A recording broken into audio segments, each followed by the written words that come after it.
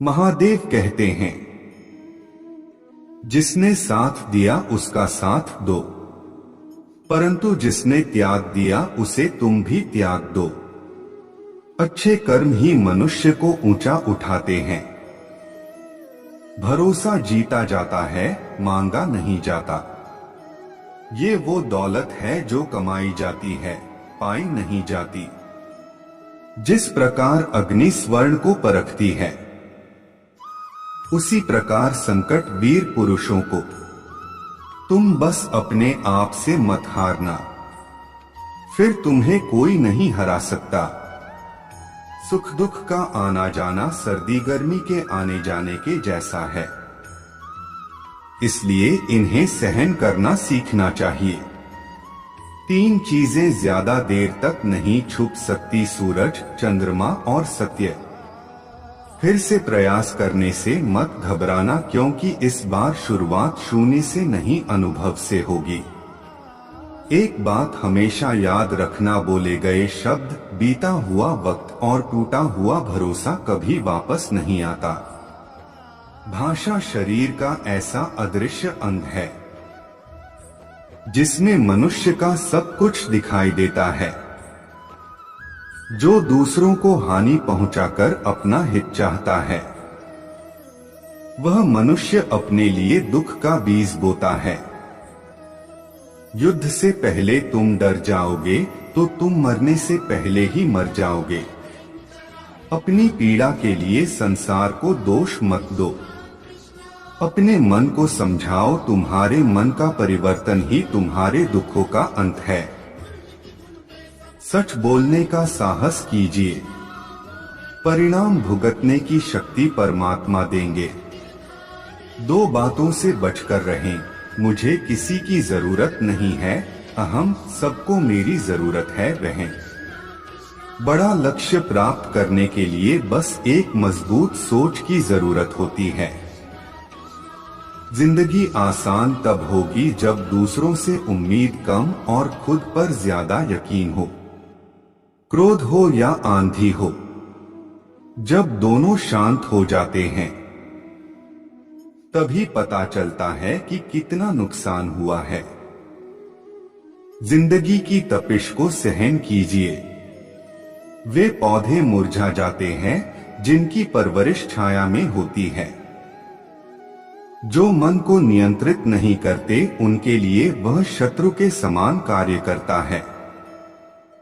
अहंकार में डूबे इंसान को ना तो खुद की गलतियां दिखाई देती है और ना दूसरों की अच्छी बात। भलाई करने वाले को बुराई कभी पराजित नहीं कर सकती।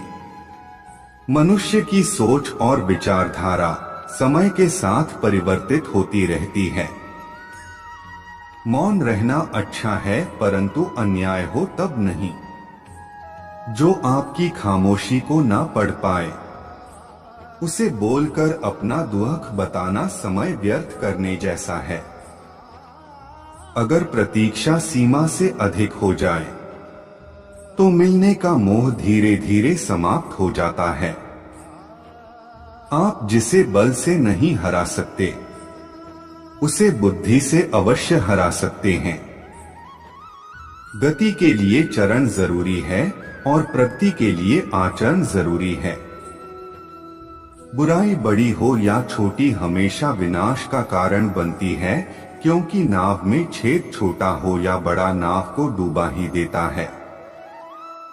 संतोष ही सबसे बड़ा धन है। जिसके पास संतोष है वह स्वस्थ है, सुखी है और वही सबसे बड़ा धनवान है। जैसे तेल समाप्त हो जाने पर दीपक बुझ जाता है, उसी प्रकार कर्म के क्षीण हो जाने पर भाग्य भी नष्ट हो जाता है। केवल जीतने वाला ही नहीं, बल्कि कहां पर हारना है, ये जानने वाला भी श्रेष्ठ होता है।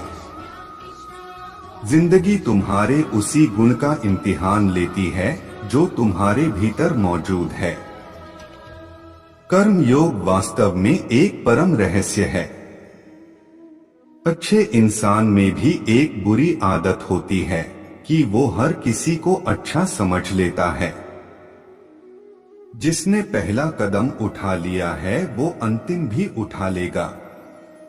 कठिनाई पहले में ही है, अंतिम में नहीं है।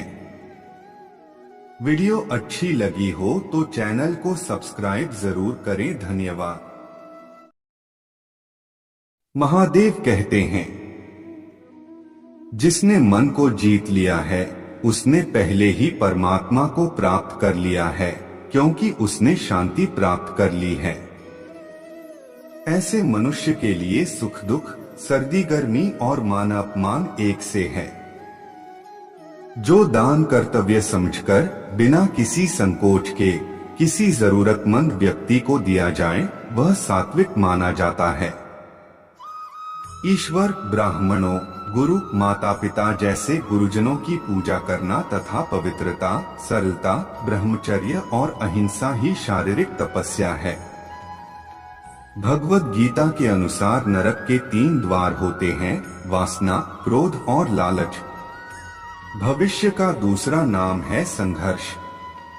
जो मुझे सब जगह देखता है और सब कुछ मुझ में देखता है, उसके लिए न तो मैं कभी अदृश्य होता हूँ और न वह मेरे लिए अदृश्य होता है।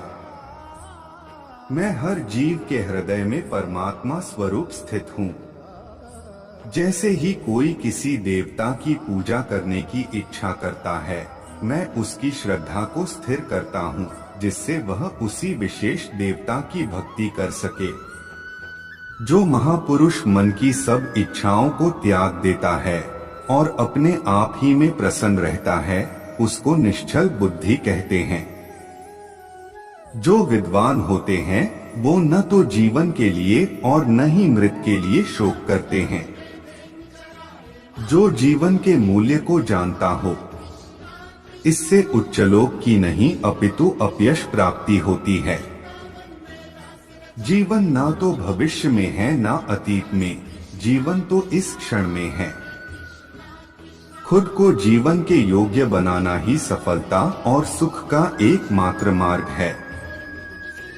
जो पुरुष सुख तथा दुख में विचलित नहीं होता और इन दोनों में संभाव रहता है, वह निश्चित रूप से मुक्ति के योग्य है।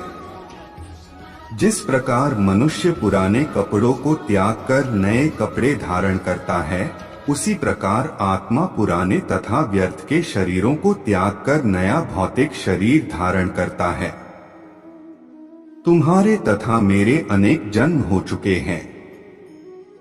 मुझे तो वो सब जन्म याद है, लेकिन तुम्हें नहीं। उसे फल मिलता है, ना ही वो कर्म है। कर्म करो, फल की चिंता मत करो। फल की लालसा छोड़कर कर्म करने वाला पुरुष ही अपने जीवन को सफल बनाता है। जो मनुष्य कर्म में अकर्म और अकर्म में कर्म देखता है, वह सभी मनुष्यों में बुद्धिमान है और सब प्रकार के कर्मों में प्रवृत्त रहकर भी दिव्य स्थिति में रहता है।